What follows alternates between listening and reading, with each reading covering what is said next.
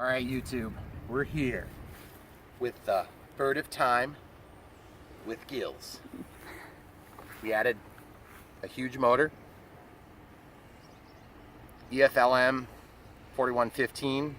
It's a BL15 brushless outrunner motor, 850 kV by e-flite, and we got this master-airscrew 12.8 or 12.85.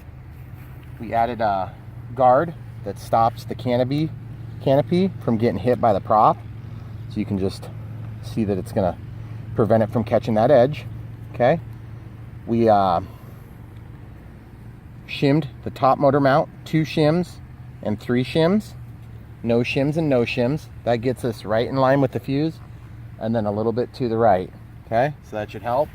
We also we went over the monocoat. Oh, I extended my rubber band holders. I'm not using the center holes. This is just really solid. I also used an iron to clean up the monocoat in the middle. And the big thing is, look at the tail, guys. Way, way better. I spent a significant amount of time taking apart this mechanism. I basically resituated.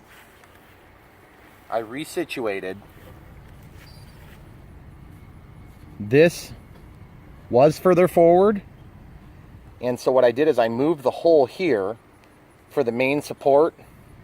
I shortened it and freed everything up, tightened it in, and then I put spacers in here as well. So what that means is not only is it tight and it's way stronger, this thing used to move with every little breeze, let alone when you put a 12.8 prop full throttle on it. The thing about it is it's got a narrower stance, so there's more deflection now. Slightly. It's not a huge difference, but you can see there is a little bit of a difference. And without further ado, I'm just trying to think, was there anything else we did? I know I ironed the wings a little bit. I didn't do it all. I didn't do an exhaustive job on it. I just kind of ironed some of it. I ironed the canopy so it looks better. But other than that, I'm ready to test this. CG test real quick. Center of gravity. It's really close, guys. Just a little bit of down nose, which is exactly what we wanted. Throttle cuts off. Let's test the brake. Yep, we're good there. So I'm going to turn the prop sideways, and we're going to go ahead and get up there. Let's launch it out here. If you want to pause it for a second. Guys, we got wind coming from that direction, but we can't really launch, and it's variable, so I'm just going to launch over this little hill, and with the throttle and everything, we should be fine. So, here's nothing, guys.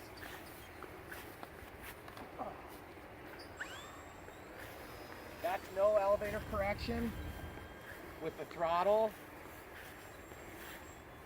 Okay, cutting the throttle. Man, that thing is so solid. Gonna have to program in a little bit of down correction. That's okay though. Does that not look more solid or what? Yeah, it does. That's full throttle there, guys. She'll climb just about straight up. Why don't you come out here towards the tip, huh?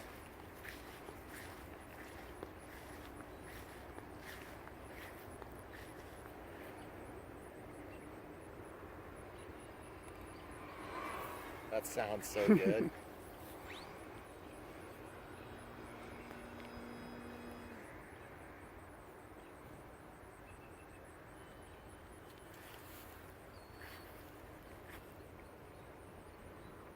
It looks so graceful. I really hope they can hear that in the video because it's so cool.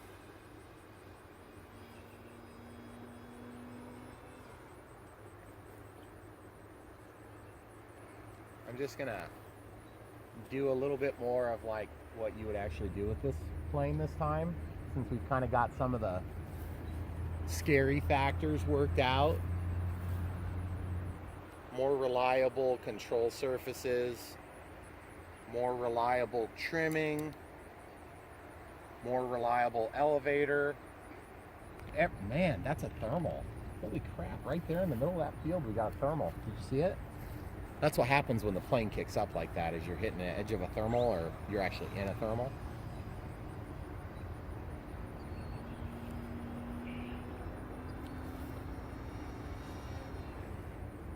Just like that, guys. Nice little loop.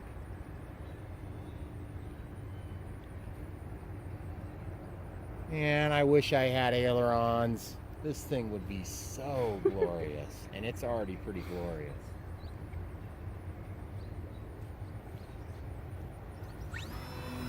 Man, ample power, guys. Really good amount of power. I feel I could probably have 30% of the power and it would get the job done.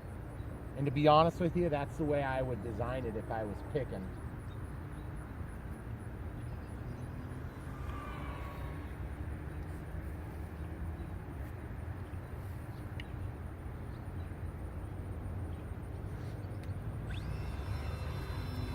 I want to try to trim some down elevator into this. So why don't I go ahead and get in for a landing, hon? Okay. Try to come out of the shade or walk the face.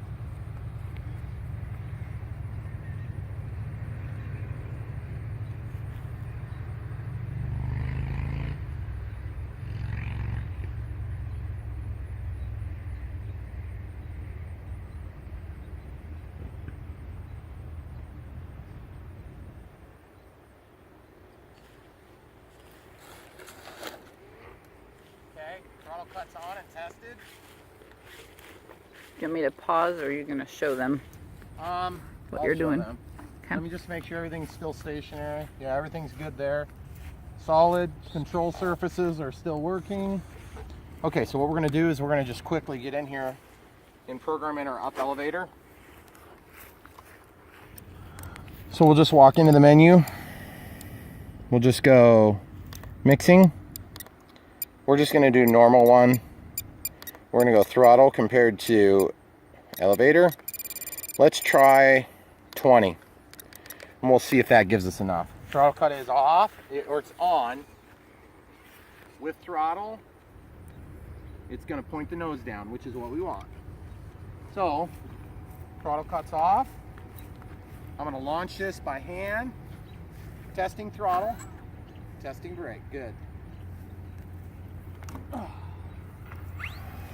Oh, that's a lot better. See, as soon as I let off, it'll walk up a little bit. See that? I think I need just a little bit more, and I'll be satisfied. Maybe like 25 or 30% might be better. Let me just bring it in for a landing here. Okay. It takes a second to get it down because I don't have spoilers yet.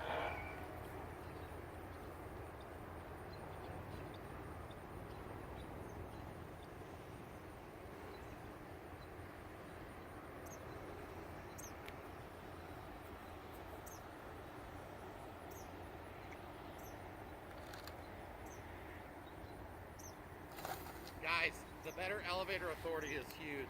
Makes a big difference.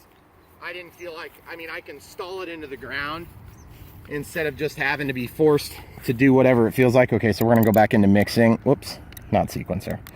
Mixing. We're just gonna go up to 30. Hopefully that's not too much.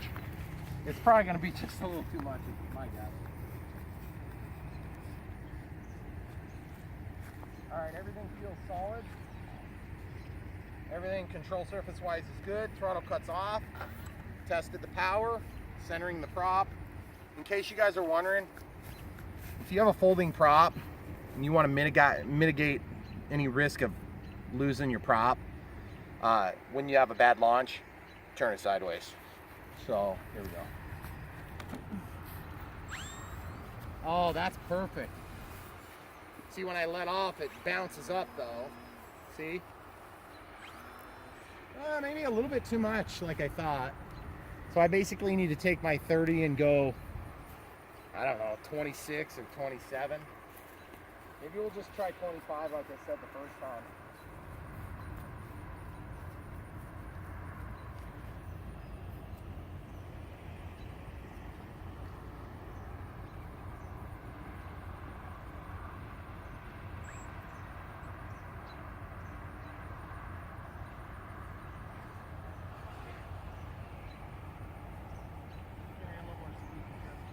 Yep, Boy, that thing lands good. it does.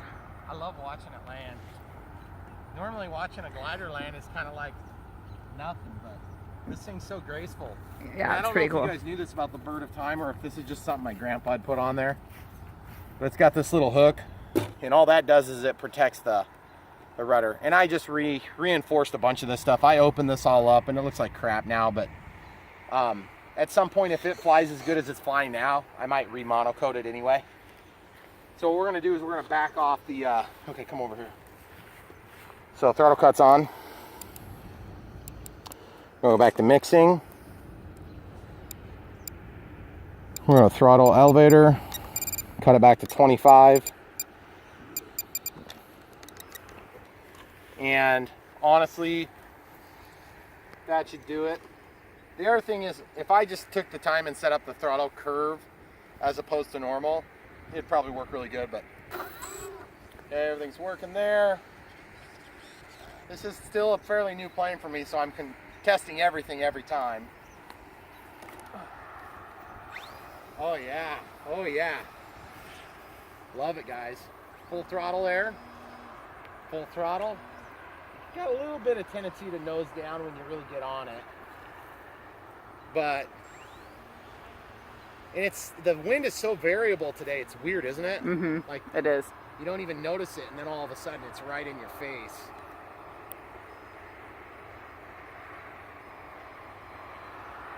Man, that thing sounds good. It's hard to hear in the video over the road noise. So maybe if I film in a different site here, you guys will see it a little better, or hear it a little better, rather. Man, that was totally a thermal there.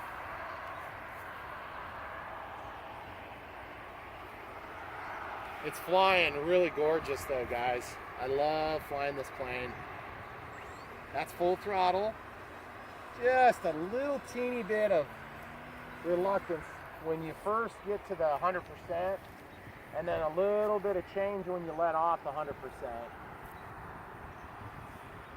I'm just gonna see if I can catch a thermal. I swear there's one right in the middle of this yard. Or maybe I'm just I might just be catching wind, guys. Well, there it went up again.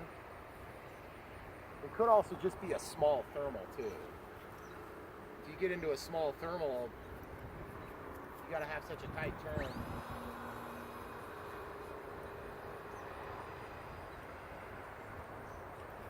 Okay. Gosh, that thing is so good.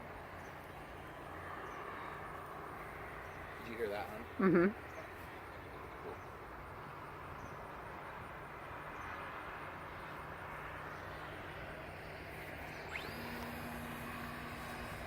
The only thing is, you know, when you've got a big plane like this and you've got a steel rod in the middle, and when you get on the throttle, it really wants to kind of yank those wings up, and all those little movements always make me nervous.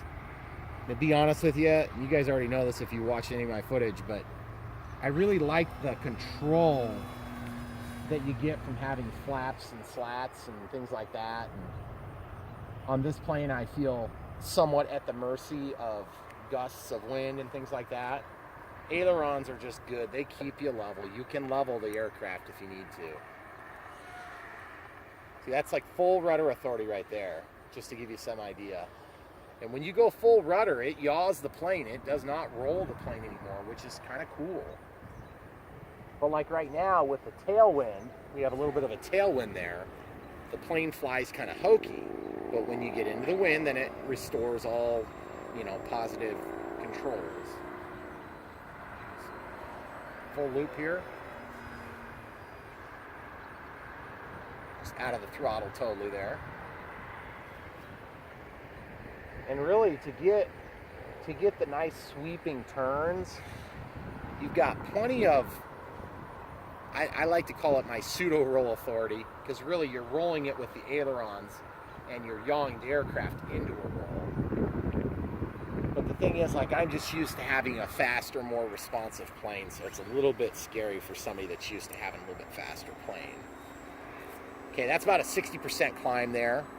Cutting the power, and you see it just noses up a little bit when you let off. It's trying to do a snap roll, but I just don't think I'm going to get a snap roll in this plane.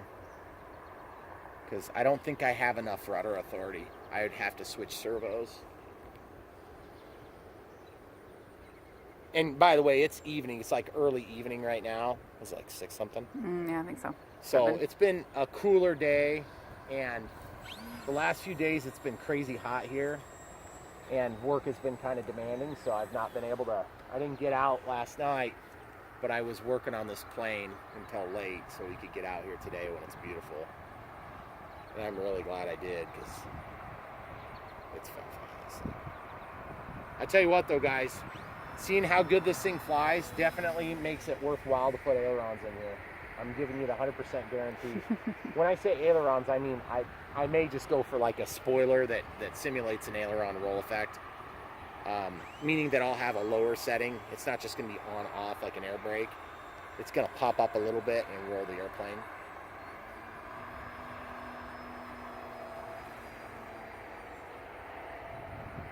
It flies upside down strangely well for having dihedral.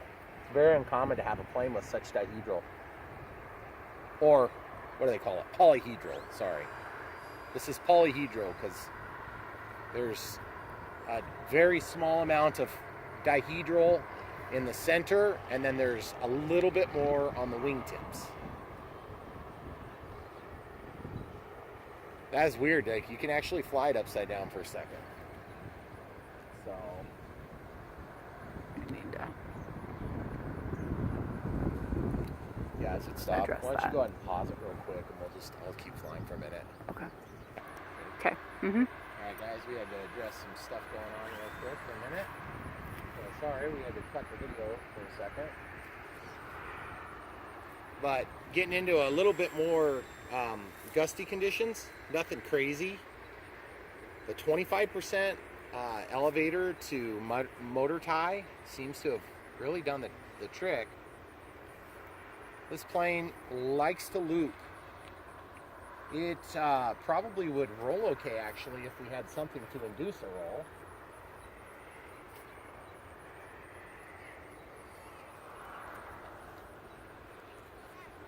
I think we'll probably go ahead and get a landing real quick so you can deal with that. Okay. Okay, the wind's coming at our face, so I kind of got to land toward us, hon. Okay. I'll probably have to do 2 rounds Okay. to get it down. I'd like to say you could imagine what it'd be like, but I really want them to see the landing.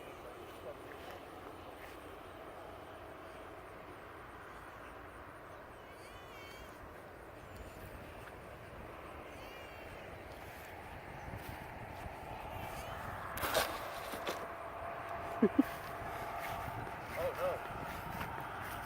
The rudder popped all the way over. Oh, dang it. Pulled the rudder out, guys. Look at that. Pulled the rudder out. Alright, thanks for watching, guys.